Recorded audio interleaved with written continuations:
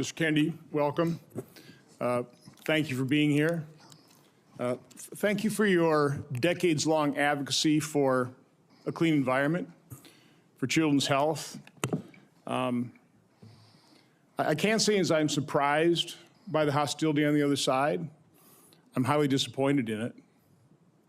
I don't know if you remember when you called me up and you were contemplating setting your political differences aside, joining forces with President Trump on an area of agreement, addressing chronic illness, trying to find the root cause of all these problems facing this nation. And my first response was, Bobby, this is an answer to my prayers. We need to get to the answers of this, but even more, we need to heal and unify this divided nation. I'm not necessarily the most optimistic guy because we've got enormous challenges facing this nation, but I thought, wow, here's somebody from the left, somebody I don't agree with on many issues politically, coming together with President Trump and focusing on an area of agreement, something that the American people desperately want. Finding out the answers. What has caused autism?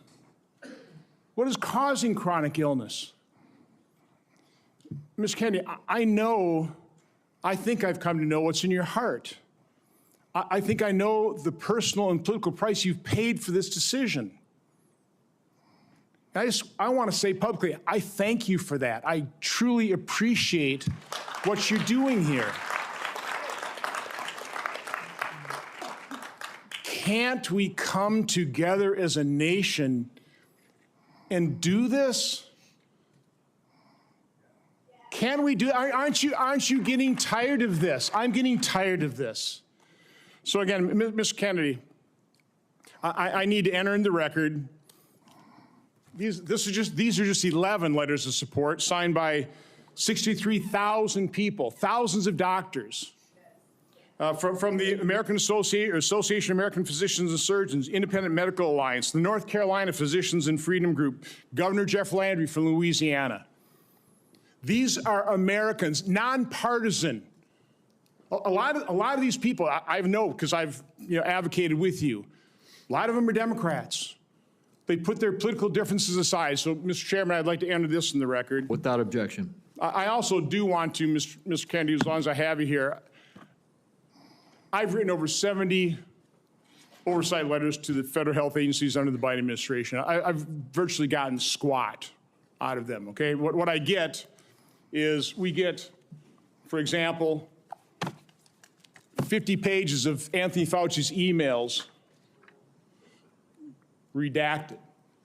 Oh, by the way, the latest one was 17 pages. Instead of issuing a health alert on the myocarditis they knew was impacting young men early in 2021, instead of issuing an alert on the Health Alert Network, they developed 17 pages of talking points.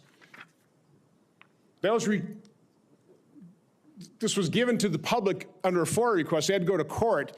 They've got a new way of redacting. They don't black things out. They just give you white pages, so you don't even know what they have redacted. So again, I've issued a subpoena now to cover the information I've requested in 70 oversight letters. My question to you is, as Secretary of HHS, will you honor these requests from Congress, and will you make HHS transparent?